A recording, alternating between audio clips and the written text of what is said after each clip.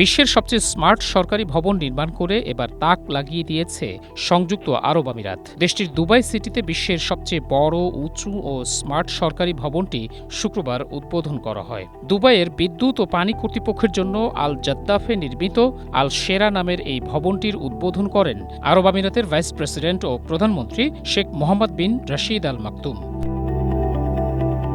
দৃষ্টিনন্দন অত্যাধুনিক ভবনটিতে বসানো দুটি সৌর প্যানেল সিস্টেমের মাধ্যমে ৫ মেগাওয়াট বিদ্যুৎ উৎপাদিত হবে।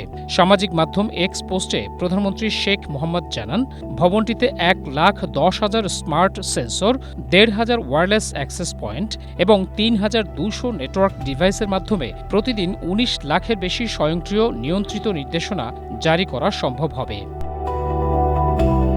ভাইস প্রেসিডেন্ট আরও বলেন, ভবনটির ৫ মেগাওয়াট বিদ্যুৎ উৎপাদন সক্ষমতা রয়েছে, যা দুটি প্রধান ফটোভোল্টিক প্যানেল সিস্টেমের মাধ্যমে সরবরাহ করা হবে।